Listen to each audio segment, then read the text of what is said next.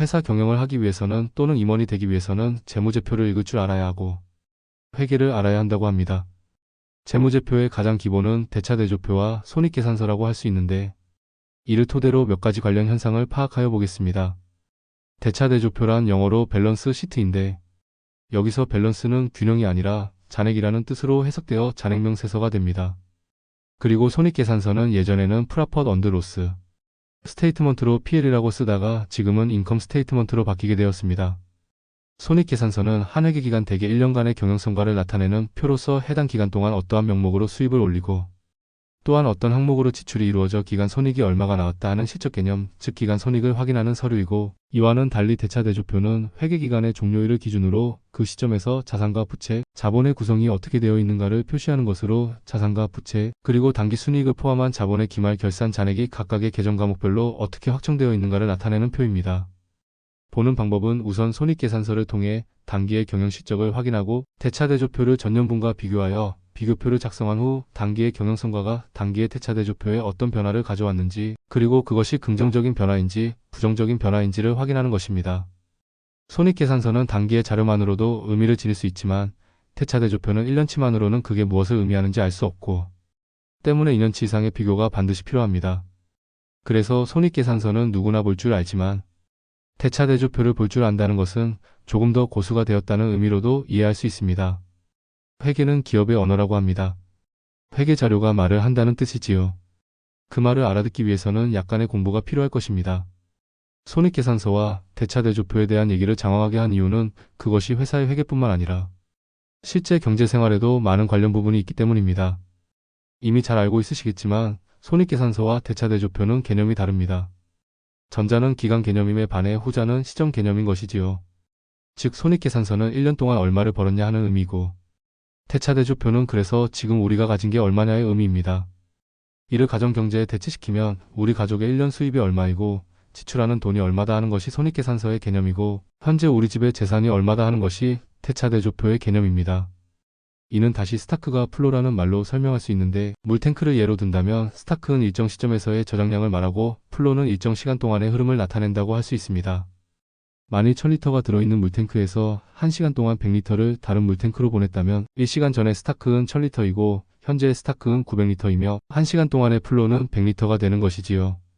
간단히 그냥 스타크는 재고라고 생각하고 현재 재고가 얼마구나 라고 봐도 됩니다. 만일 연봉 1억을 받는 어라는 사람과 연봉이 3천만 원인 B라는 사람이 있을 때 이 두 사람이 길을 가다가 교통사고로 다쳤을 경우 누가 보험금을 많이 받을까요? 당연히 보험 많이 든 사람이 많이 받겠지만 그런 거 말고 그런 조건이 없는 상태에서 연봉이 많은 사람이 더 많은 보상을 받는다는 것이 기정사실입니다. 그런데 두 사람의 재산 상태를 살펴보니 어는 돈을 많이 벌지만 씀씀이도 커서 2억짜리 전세가 전 재산인데 반하여 B는 부모 집안 장인 집안이 좀 살아서 아파트에 모해해서 재산이 20억이라고 한다면 그 두 사람의 보상금은 어떻게 달라질까요? 아마도 보험 보상금의 경우에는 크게 달라지는 것이 없으리라 보여집니다. 하지만 상황을 바꿔서 이 두 사람이 은행에 가서 대출을 신청하면 대출 가능 금액에서 어떤 차이가 나타날 것인지에 대해서는 얘기가 달라집니다. 어의 신용대출 범위가 아무리 크다 한들 B의 담보대출 규모를 따라올 수가 없을 테니까요. 이런 의미에서 주식 투자를 할 때도 PER을 보는 것도 중요하지만 PBR을 보는 것이 더 중요하다는 의미가 됩니다. 10대와 20대의 순수 청년들에게는 열심히 공부하고 좋은 직장 잡아서 많은 연봉을 받는 것이 목표일 수 있지만 현실의 사회구조는 그 사람이 얼마나 능력이 있고 얼마의 수입을 1년에 올리고 하는 것보다는 이미 가지고 있는 게 얼마냐 하는 과거 시점, 즉 현재와 미래의 잠재력이 아니라 어느 집안에서 어떤 부모를 만나 어떤 삶을 영위하고 있느냐에 가치관에 초점이 맞춰져 있다는 사실이 참으로 개탄스러운 것입니다. 물론 예전에도 크게 다르지 않았다고 말하는 분도 있을 수 있겠지만 이런 일을 체감하게 된 시기는 그리 오래지 않다고 봅니다. 실제로 강남의 임대 아파트에 사는 아이는 주위로부터 불가촉천민 취급을 받고 초등학생들마저 친구를 사귐에 있어 아파트 평수별로 사귄다는 소리가 단지 우스갯소리가 아니라는 것입니다. 지니 계수라고 하는 지표가 있습니다. 한국가경제구성원의 소득의 불균형 정도를 나타내는 이 지표는 나름대로 상당한 설득력이 있지만 이 역시도 소득의 불평등을 표시해주기는 하지만 정작 이보다 더 중요한 재산의 불평등 정도를 나타내주지는 못합니다. 그럼 왜 재산을 기준으로 한 지니 계수 발표는 없는 것일까요? 안 하는 걸까요? 못하는 걸까요? 아니면 하기 싫은 걸까요? 계층 이동의 통로가 없고 신분 상승의 기회가 막혀있는 사회는 그대로 죽은 사회입니다. 고인물은 썩는 것처럼 그런 사회의 말로는 결코 희망적이지 못할 것임에 분명한데 로스쿨의 휘황찬란한 수업료를 보면서 신림동 고시촌의 운명이 그려지는 것은 당연한 수순일 것입니다. 그런 본장에서 얘기하려 했던 주된 내용인 종합부동산세에 대해서 다루어 보겠습니다.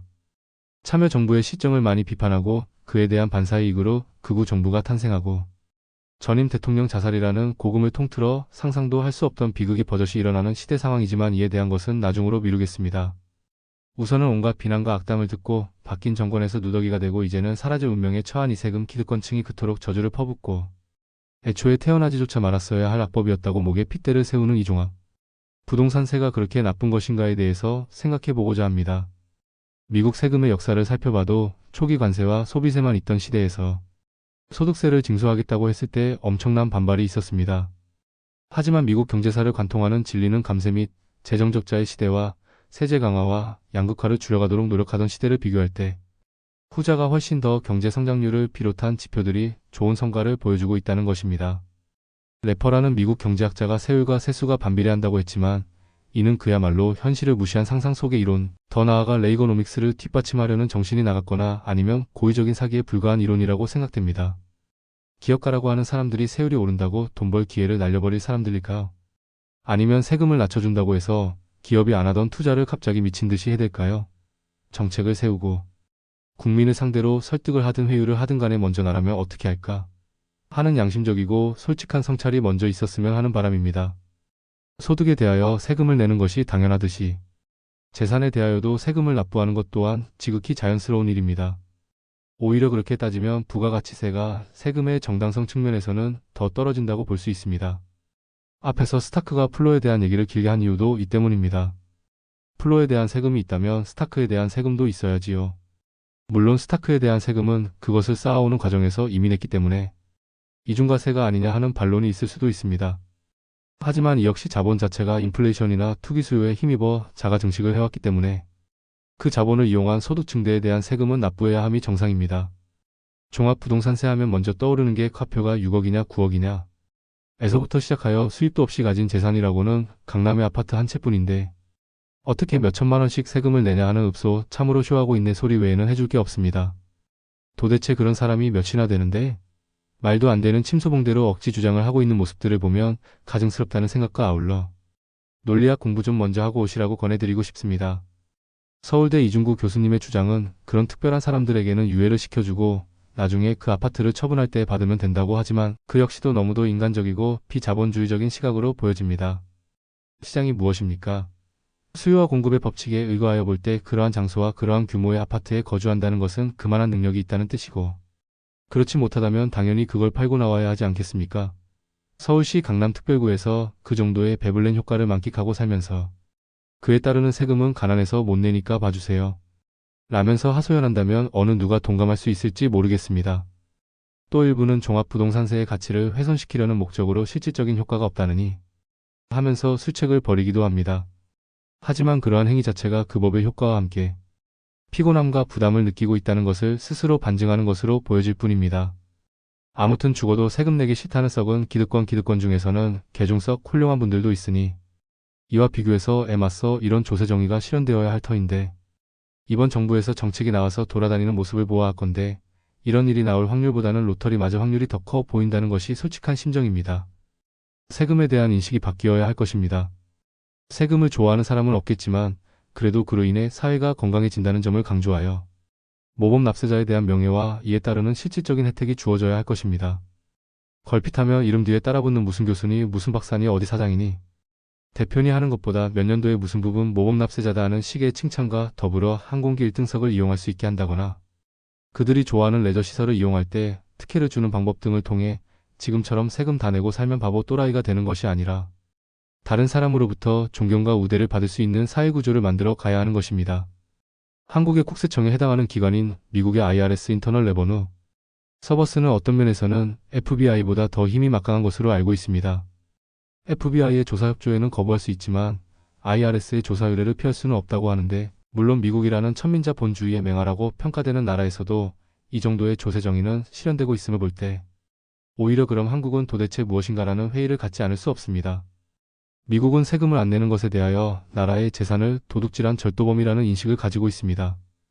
반면에 한국은 세금 내면 바보라는 인식이 팽배해 있지요. 빌 게이츠나 워렌 버핏이 그렇게 많은 자선 활동을 하는 것이나 또한 상속세 세율 인하에 대해서 나서서 반대의 목소리를 내는 것을 볼 때 한국의 기득권은 무슨 생각을 할까요?